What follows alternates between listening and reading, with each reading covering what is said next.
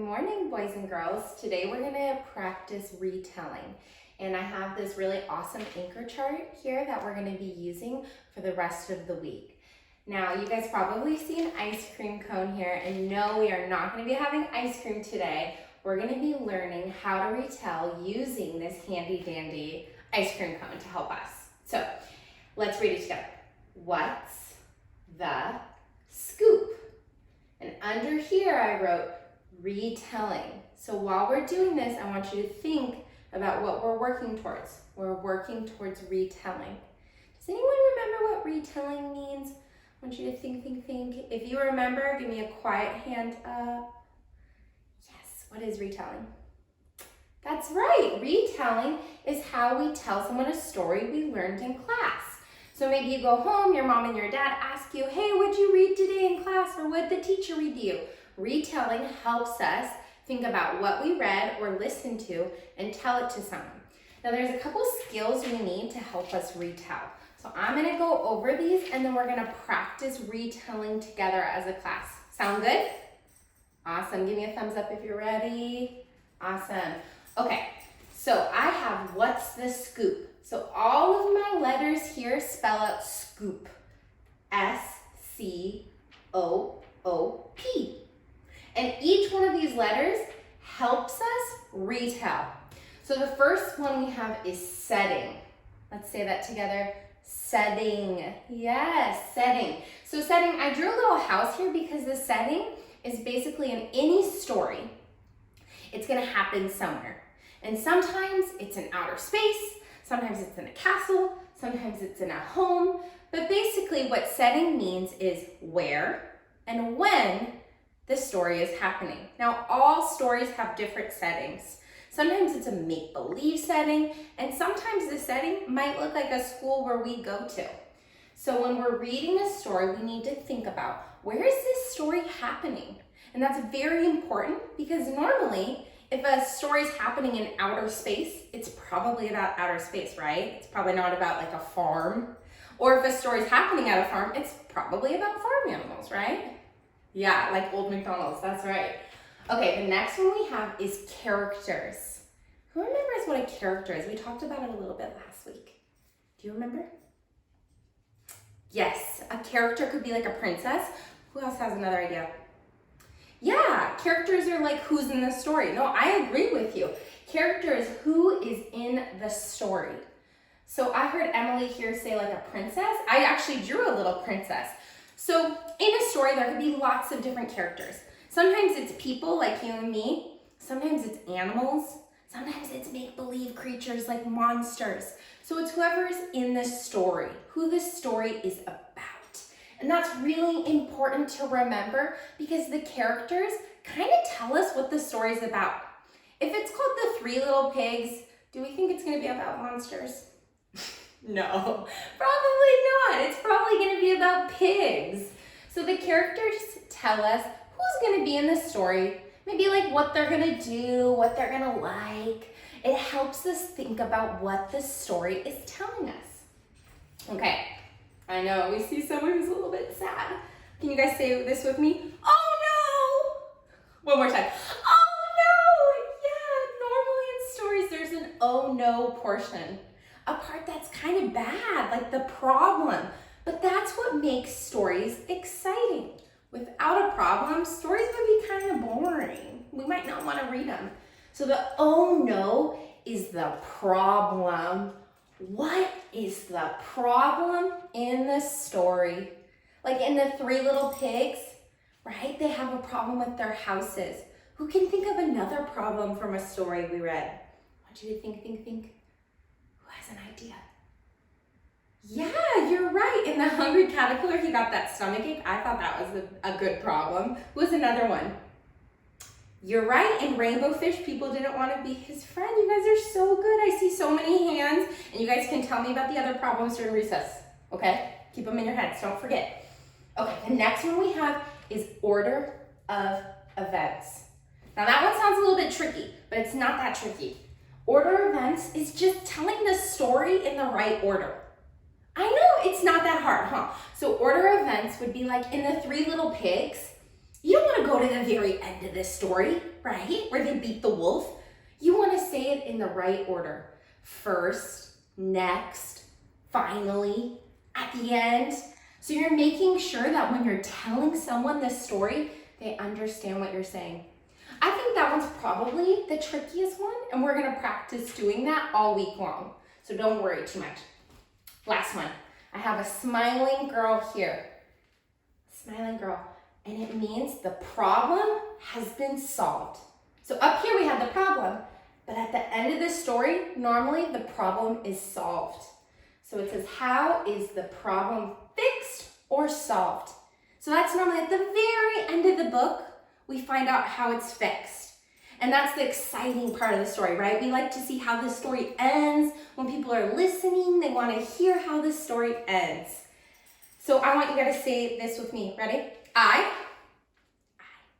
can solve problems.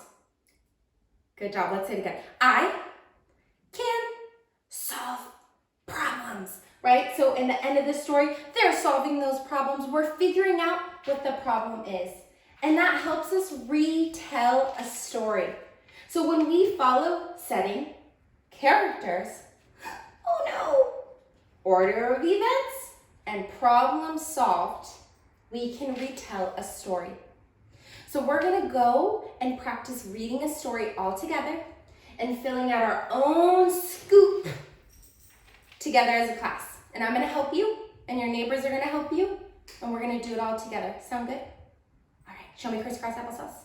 Hands in your lap. Grab bubble. Okay, I'll tell you to go to your groups.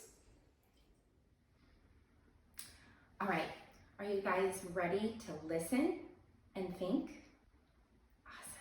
So I'm gonna be reading our story here from my computer. You guys can look up on the smartboard and follow along. But your main job right now is to be thinking and listening about our scoop. Right, so setting, characters. Oh no, what's the problem? Order of events. And then our last one is problem solved. Yeah. So you're listening as I read the story. Ready? Okay. Just one little piece. It looked so good. All that candy sitting there, waiting to be eaten. Just one little piece. One little piece won't hurt me, Trish thought. Even though her mom had just clearly said, no candy before dinner. Trish felt that one little piece wouldn't be that bad. Plus, her mom was busy with other work right now. She'd never know if just one little piece was missing. But one piece, it wasn't enough. It was so good. Trish took another and another and another. Before Trish realized, she had eaten every single piece of candy in the jar. Oh, her tummy ached.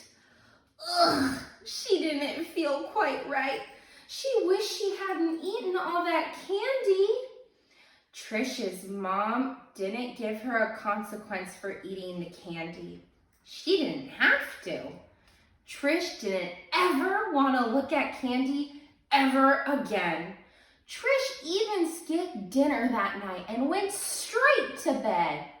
She was hoping she could sleep off her bellyache. The next morning, Trish's mom woke her up and asked, "How do you feel?" "I feel better now, but you were right. I should not have eaten that candy, especially before dinner." "I have rules for a reason. They're to protect you and keep you safe. I have refilled the candy jar, but I now know I won't have to say anything to you before dinner, will I?" No, you won't," she said, and she gave her mom a hug. Have you guys ever had something like that happen before? or maybe your mom told you not to do something and you did it anyways. Who has an idea that maybe that happened to them? You rode your bike when your mom said no? That's not safe. What happened?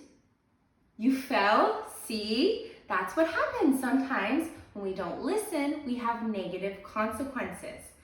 In our story, there was a problem, right? There were characters, a setting, certain events, and then at the very end, we had the problem solved, didn't we?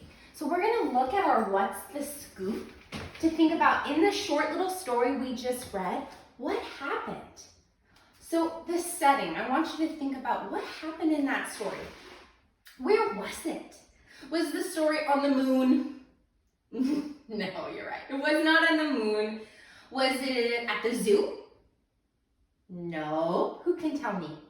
Who can tell me? Yes. At her house. That's right.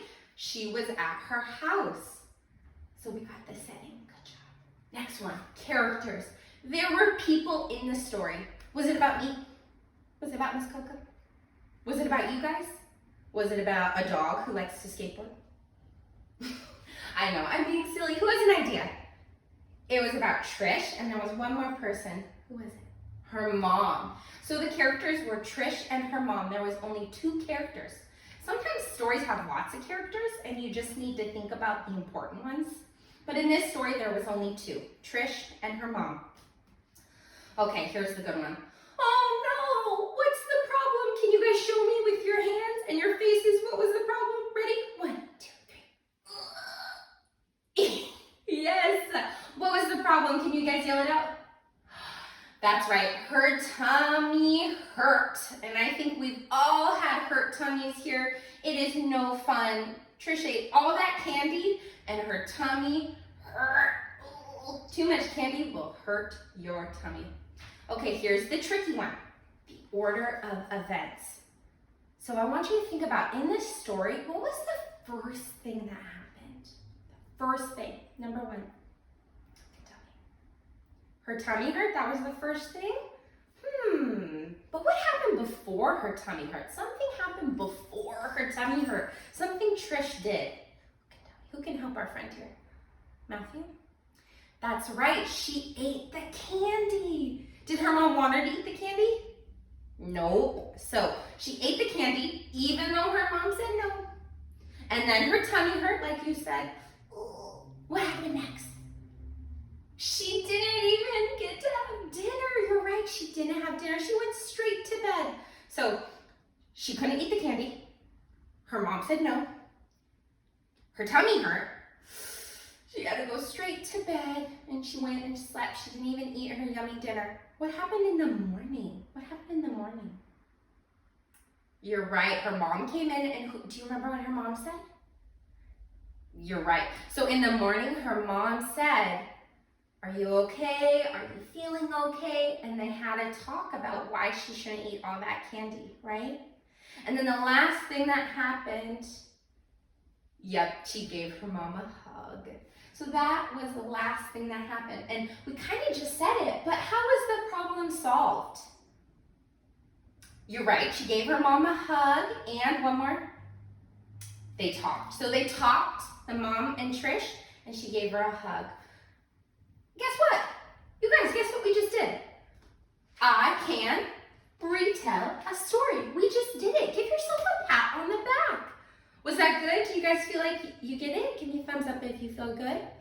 Awesome. We're gonna go now and sit at our desk and fill out our scoop paper so that when you go home, you know how to retell the candy story to your mom, your dad, your grandma, your brother, whoever. So we're gonna go fill that together as a class. Grab a bubble, crisscross applesauce, hands in your lap. All right, awesome.